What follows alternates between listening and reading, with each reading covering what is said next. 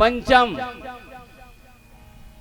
पंचम सोपान का है सुंदर कांड। पहला कौन सा कांड है? पहला कांड, पहला कौन सा कांड है? ये हमर कर 10 रुपया आगे। पहला कांड के नाम बतहिल तेल 10 रुपया। रामचरितमानस के पहला कांड।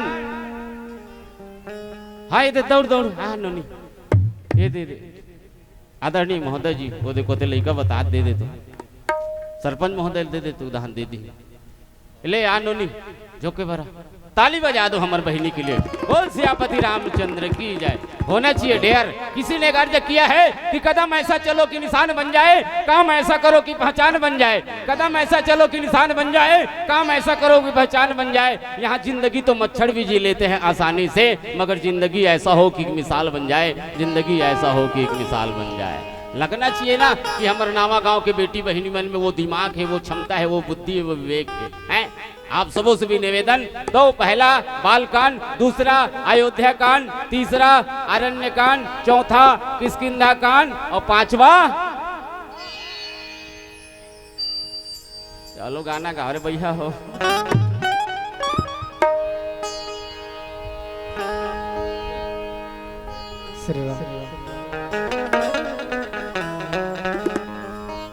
बोल सियावर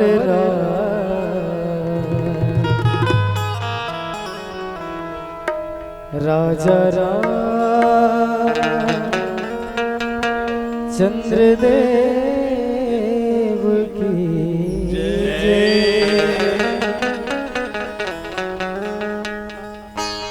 भोला मोहागे संगी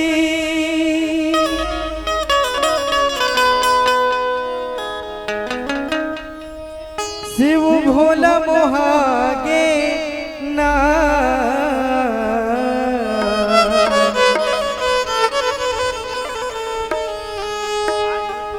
पार्वती के बेलपतिया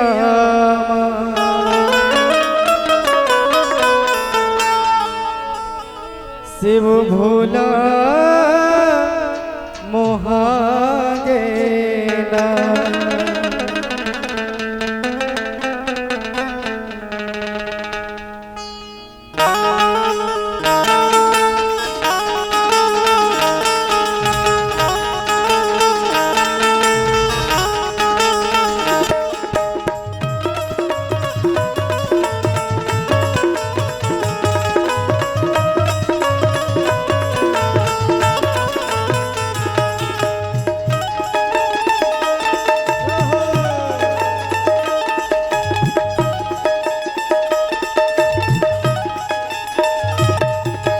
भोला मोहागे संगी शिव भोला मोहागे ना। भोला मोहागे संगी शिव भोला मोहागे ना। पार्वती के बेलपतिया भोला मोहागे ना। पार्वती के बेलपतिया भोला मोहागे ना।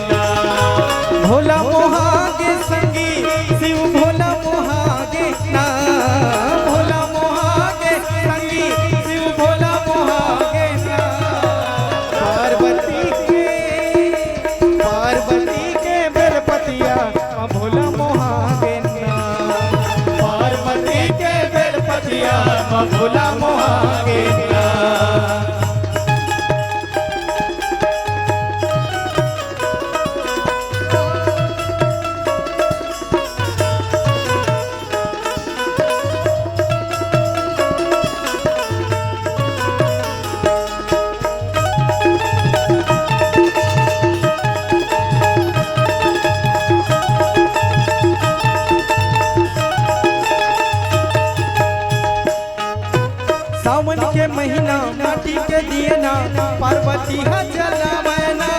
पार्वती हा जलावे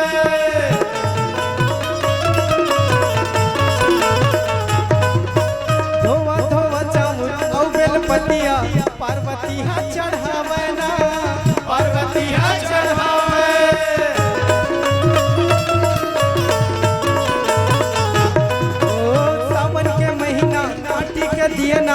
पार्वती हा जलावे